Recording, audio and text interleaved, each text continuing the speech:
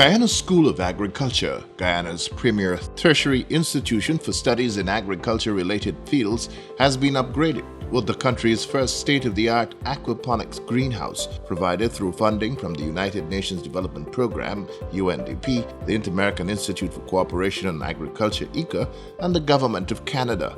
The aquaponics facility was built from scratch by the students of the Guyana School of Agriculture, with the majority of them being female. The greenhouse will feature the rearing of fish simultaneously with some 5,000 plants, with the plants growing above the fish and feeding on the nutrients in the water in which the fish are being reared. Explaining this concept is Mr. Forrest Smart, technical specialist at ICA, who has been working with the students on this project. Right here we have currently the first of its kind, aquaponics, hydroponics shade house system. This is where we have both the culture of fishes, a media system, and also grow beds, all in a hydroponic medium. Basically what we have here is us growing the fishes. As you can see, there's 2 tanks here filled with fishes, 300 fishes each. This here now cycles into the mechanical filters, and as you notice, there are some sunken tanks here. This is where we call the sump tanks. All the minerals from here comes right into the sump tank, create a cooler environment for that water, and then this is pumped into the distribution tank. This distribution tank now goes straight into the DWC beds, that the deep water culture beds, where crops are grown hydroponically. That water now recycles after being cleaned, or rather by the plants, circles back into the system, right back to the sump, and now cycles back to the fishes again. So it's a circular motion, as it is. Utilization of the byproducts from the fishes when they do their, what we call the dirty business, which is now nutrient business for the plants that are grown hydroponically. Ms. Kezianne Softly is one of the students who worked on the project from the beginning. She shared with me that the experience has reshaped her perception of agriculture in general. It's now that technology has been implemented in farming, it's not about manual labor with cutlass and using a hoe. As right now in the aquaponics, we're rearing fish and we're also growing plants, which will be utilized.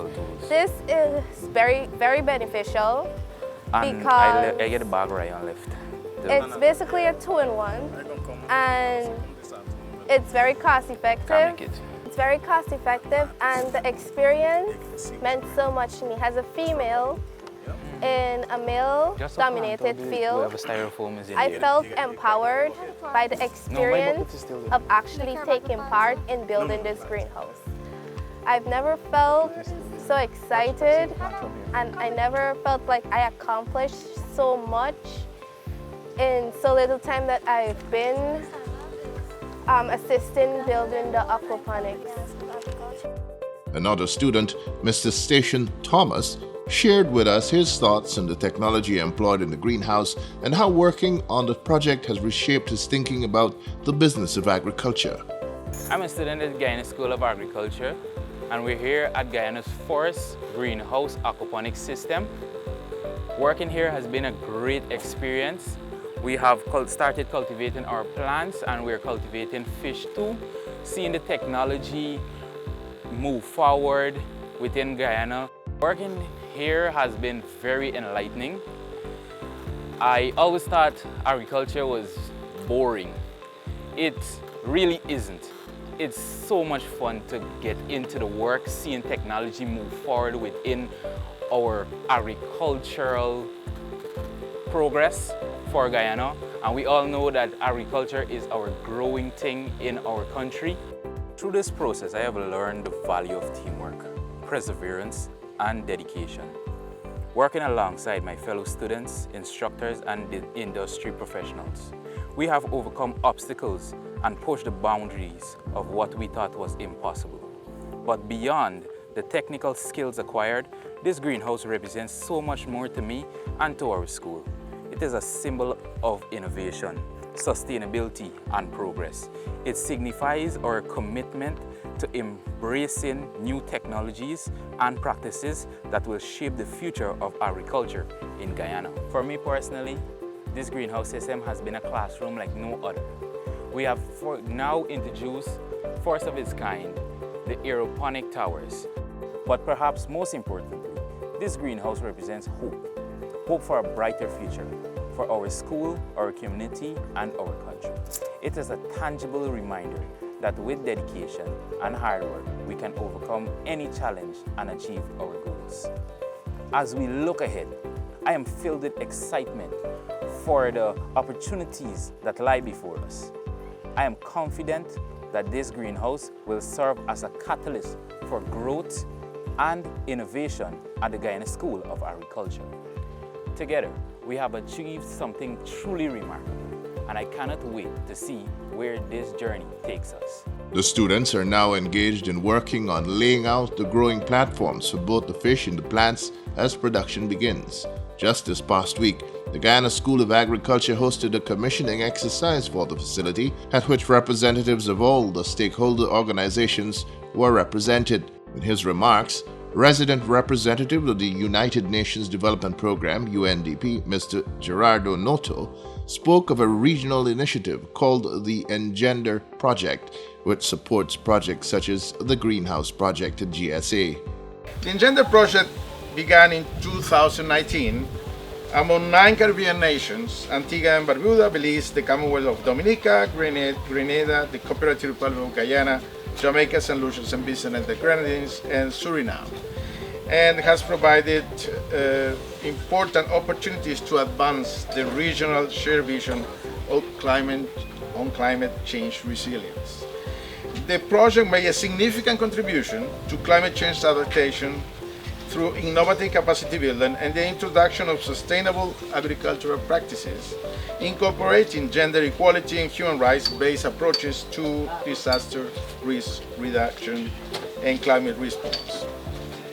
The Engender Project fully conforms to the national priorities as stated in the Low Carbon Development Strategy here in Guyana, as well as the priorities specified in the Paris Agreement and the United Nations Framework Convention on Climate Change. The Engender Project is central to the achievement of the 2030 Sustainable Development Goals Agenda, encompassing environmental, economic, and social dimensions.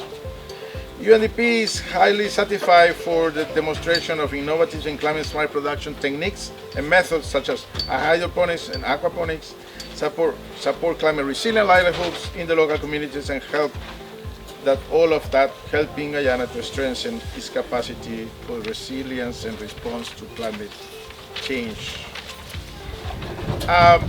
This project, in this particular part of it, was focused on the student of the Guyana School of Agriculture, has helped to introduce a gender-based perspective in climate-smart agriculture while also advancing youth social inclusion.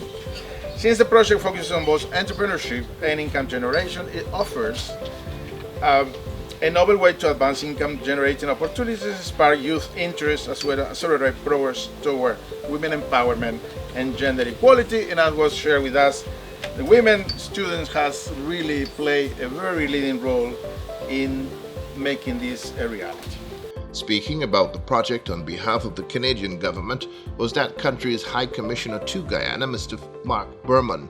He said the project is another example of Canada's commitment to the support of climate-smart agriculture in Guyana. Delivers on Canada's commitment to support innovative climate-resilient agriculture practices to combat national, regional and global food security. Many of you will know that there are more than 250 million people affected by acute food insecurity, and Canada considers climate change and the impacts on food and livelihood security one of the most significant challenges to the achievement of the Sustainable Development Goals.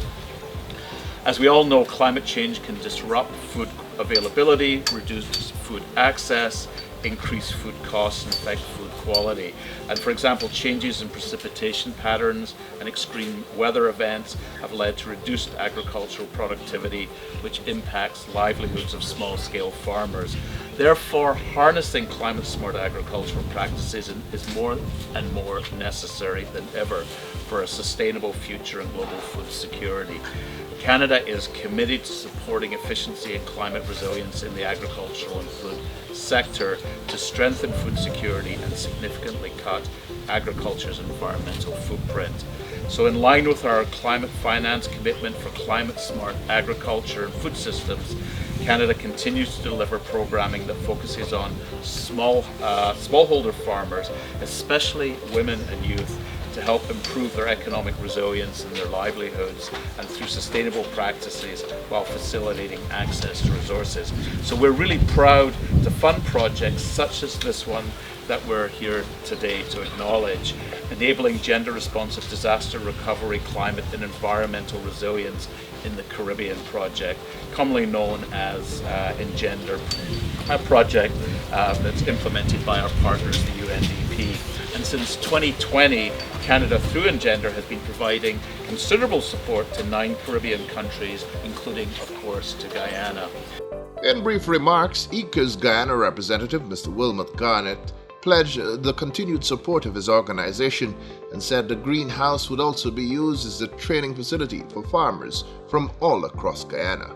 But with the partnership that we've had and the resources, I want to make it very clear that projects have a start and an end date. This project, as Ms. Lucina know, finished in April, but we know that we need to continue supporting the Guyana School of Agriculture, so we will find additional resources to continue this project. We also want to use this facility here as a training facility for our farmers. So we will be working with the GSA, the Ministry of Agriculture and other partners, FAO, for example, CARDI, to make sure that we bring farmers here.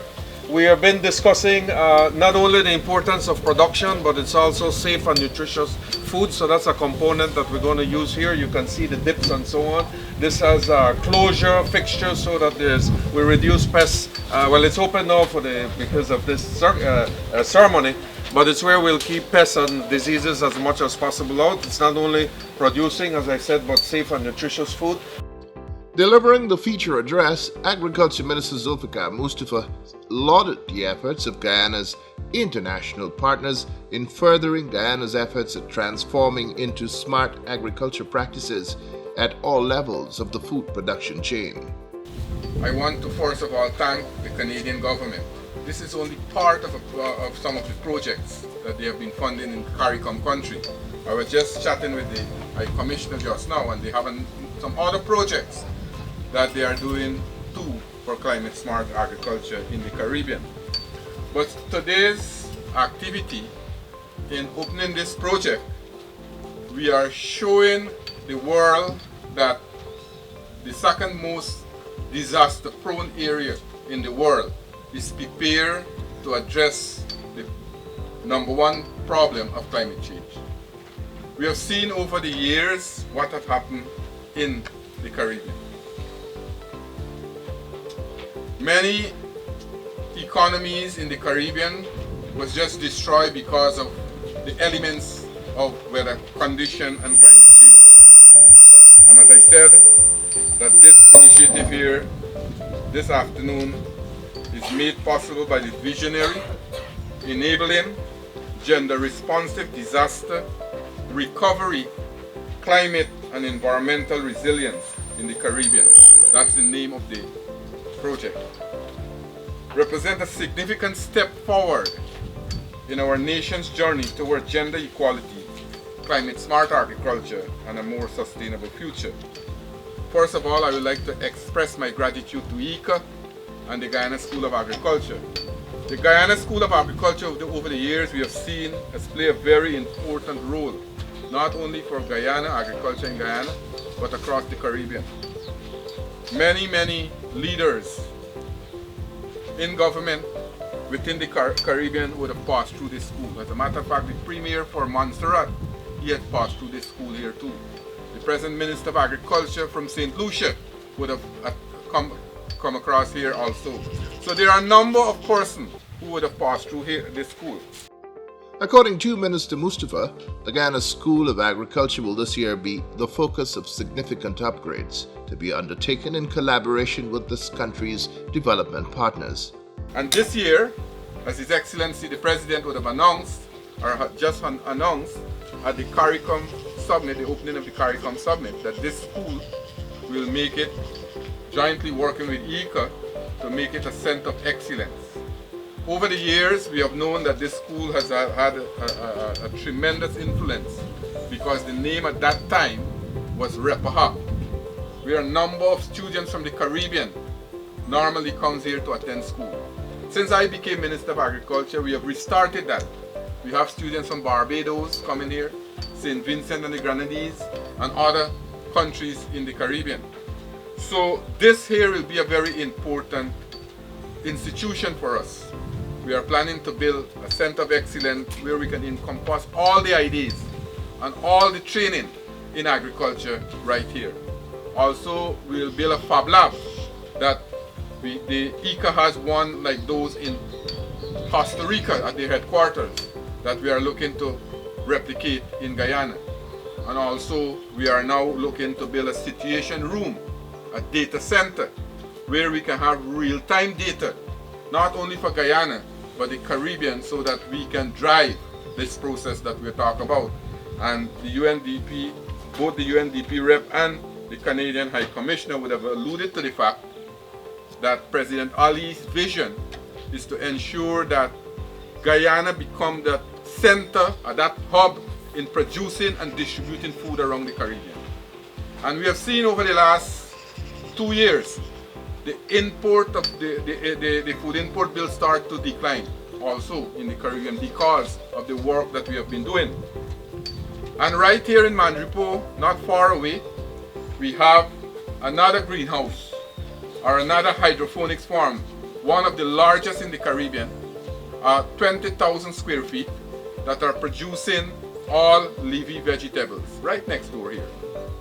And that's a tremendous project for us because we are seeing a number of persons now have been engaged in that project. Why I am mentioning these things, because I am not talking about this here right now, but I am talking about these other projects, because it's important that we mention what we have started. And now with the Canadian help, with the initiative that both the Canadian, ICA, UNDP and other programs, what they have for our country, we have had now this project, a training ground, a greenhouse project. We have heard Wilma talk about hydroponics, aquaponics, where we'll have almost 5,000 plantlets being grown here simultaneously, and rearing fish also. So that's the training that we are looking at. And when we talk about precision agriculture, this is the way to go. Start it so that we can implement it. We have seen a number of this project across the country already. Over the last 3 years, we have built over 450 shade houses across the country.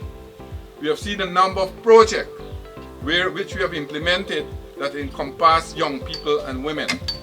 And we have an objective in the Ministry of Agriculture that all projects must include 35% women and youth must be involved in those projects. The Black Belly Sheep project is one. Now the Shade House project that we are doing.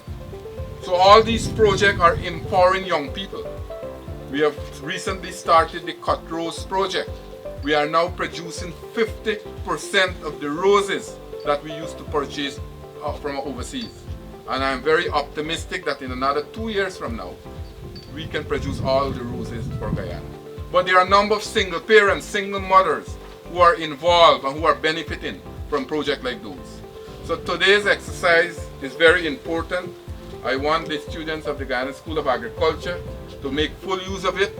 I also ask that the GRDB and the NARI, especially NARI, to bring farmers here so that we can train them. We can have farmers training school right here, do the practical things so that they can learn the best practices that we want them to do. So on behalf of the government of Guyana, on behalf of the Ministry of Agriculture, I want to extend our sincere thanks for this project, and I look forward for more projects across the country, because what we are doing, we are not only doing things in Mandripo, which is considered as the main area for us in this part of the country. we want to take things outside of Region 4, outside of Georgetown. That is why also we'll be building this year, and we started the construction already, 3 other hydroponic farms in Regions 2, 5, and 10, where over 300 young people each will benefit from those farms. The ceremonial ribbon was cut by Canada's High Commissioner to Guyana, Mr. Mark Berman, and witnessed by Minister Mustafa and the rest of the officials on hand for the commissioning. This was followed by a tour of the facility.